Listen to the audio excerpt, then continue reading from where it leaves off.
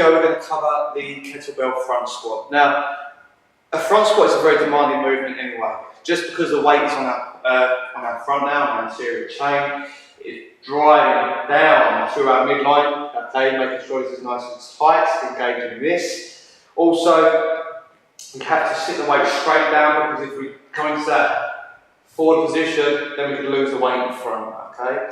Now, it's hard enough with a barbell, and if you want to see that, then you can go to the front squat tutorial that we've got in our video tutorial pages.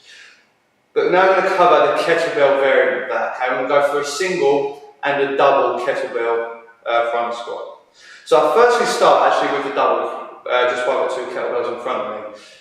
What am I looking for then? To get the kettlebells to my front rack position, I'm just going to perform a double kettlebell clean. Now I've already covered that in the double kettlebell clean video, so I'm not going to go over that again, okay? When I take the kettlebell to that front rack position, I drive it up to that kettlebell clean front rack position and keep the kettlebells over my midline. Now, when I'm in this position, the kettlebells stay on my front, I adopt my squat stance, I sit back and down into that squat, keeping the weight on the heels, and then drive to full extension. What I don't want to see is you pull too far down, okay, or the elbows come away from you in that bottom position. You want to be sitting up nice and upright, keeping the weight on the heels, and keeping those kettlebells in contact with the shoulders in the front rack position the whole time.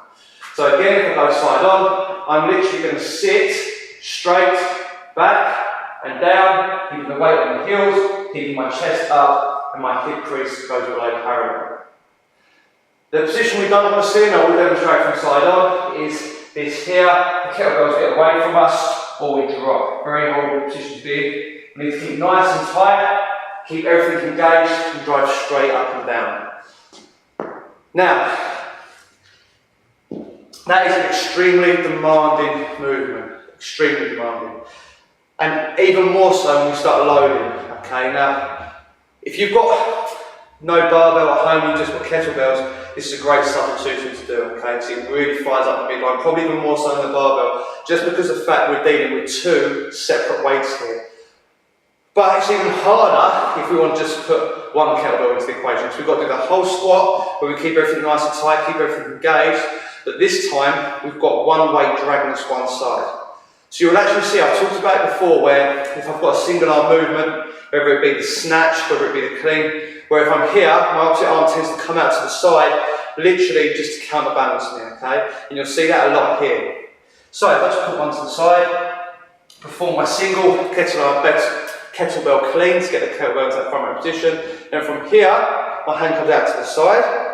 The kettlebell is over that midline. Okay, so if I come slightly closer, just so you can see, it's not behind me and it's not in front. It is directly over my midline. I then, that hand comes out in front. I adopt my squat stance, and I can sit into that squat and then stand to full extension. Okay, again from the side, better do it from this side because it's on the right hand side. Going into that squat, keeping everything nice and upright, and then standing to full extension. Notice the whole time the kettlebell stays stacked over my shoulder. I don't let it come on top or too far behind. Yeah?